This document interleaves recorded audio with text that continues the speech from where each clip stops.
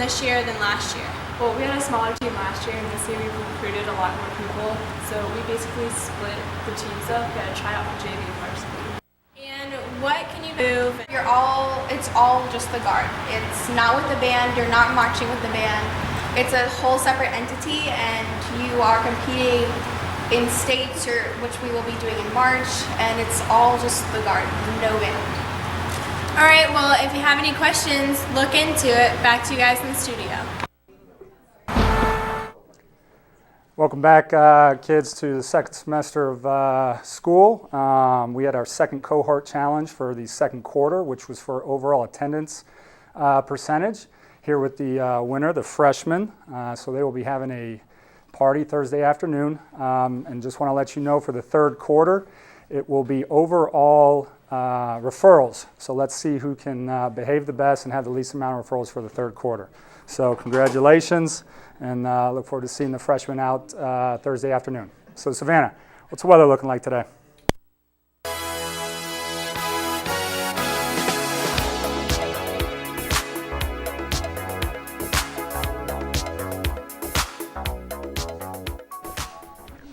Well, Mr. Feldman, it is currently 61 degrees and still extremely cloudy out with 94% humidity. The high will be 71 and the low is 59, slightly cooler than yesterday. There is also a dense fog advisory till 10 a.m. and a 20% chance of rain throughout the day. Michael, are you at a track meet?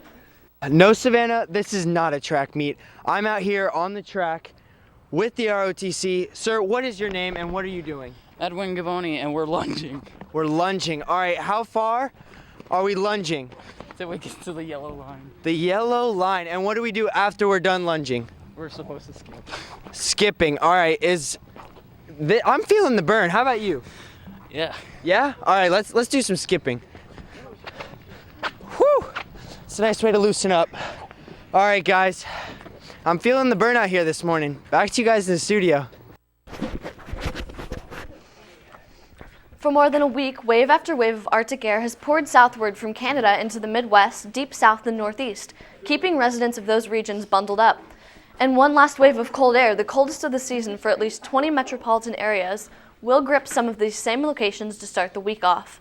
On Tuesday, as the final wave of Arctic air advances south and east, high temperatures are expected to be 10 to 20 degrees below average from Texas to Maine, and by Wednesday, a temperature moderation will begin and then accelerate into Friday. That's all in weather news. Amber, why is that car in a lake?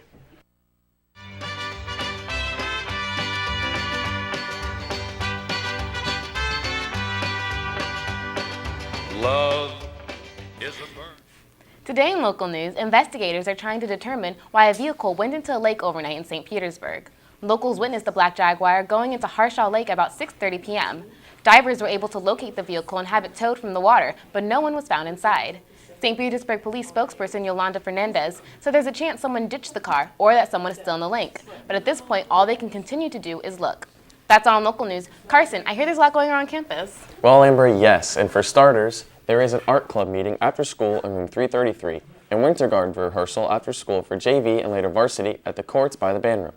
Also after school today, there's a CPR certification class at 3 p.m. in room 719. Then tomorrow morning, there are two meetings, with the Ecology Club meeting in room 323 and a Students Against Destructive Decisions Club meeting in room 519, and both start at 8 a.m. Then after school Wednesday, the Science National Honor Society meet in room 737. And on Thursday, during 6th period, there is a popcorn party for the freshmen to celebrate outstanding attendance. That's all that's happening around the ranch. Now it's sitting with Ryan in the sports cage.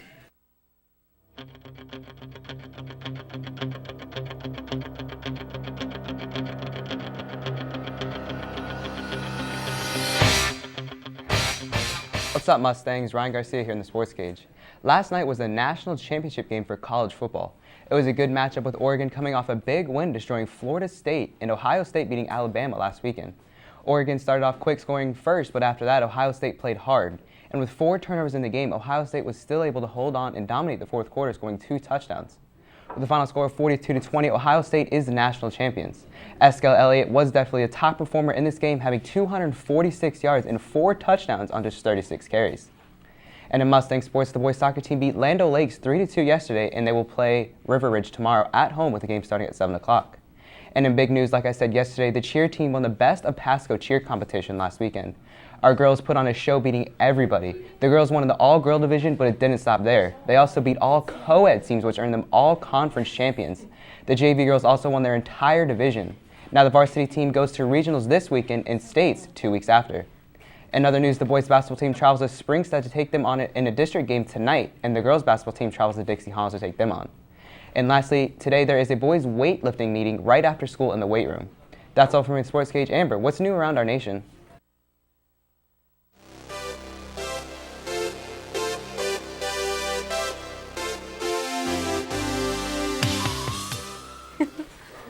Today in national news, thieves with stolen usernames and passwords broke into customer accounts at American and United Airlines, booking free trips and upgrades.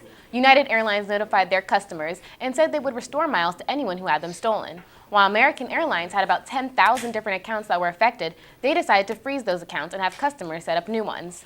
Other travel websites are fighting this type of fraud by adding steps to their login process. In other news, trains coming in and out of Penn Station earlier this morning were temporarily delayed following what officials are calling a suspicious fire. More than 150 firefighters battled the 3-alarm fire that started just before 2:30 a.m. 2 firefighters sustained minor injuries while fighting the flames, and the fire itself caused substantial structural damage to the station. That's all national news. Carson, what did that dog eat? Well, Amber, the dog chowed down on her owner's wedding rings and is recovering in Tulsa, Oklahoma. Stephanie Lamb, the owner, says she left her engagement rings and wedding rings that were worth $23,000 on a coffee table and forgot about them. A vet removed the rings from the lab's stomach during surgery, and the vet also stated that jewelry isn't the only thing the dog has been eating, because she found rocks, sticks, and even small bones in there. And in other crazy news, an Arizona bobcat that survived getting stuck inside an oncoming car is going back into the wild. A couple driving in Scottsdale on January 2nd hit the animal after it darted into their path. Upon reaching their destination, the man inspected his Mazda sedan and saw the very much alive bobcat trapped in the plastic grill. Arizona wildlife officials say the bobcat will be released Friday into the national forest later this week. Thank you for tuning in to the Mustang News in the Morning. I'm Amber Lewis. And I'm Carson Oakes. Have a great day.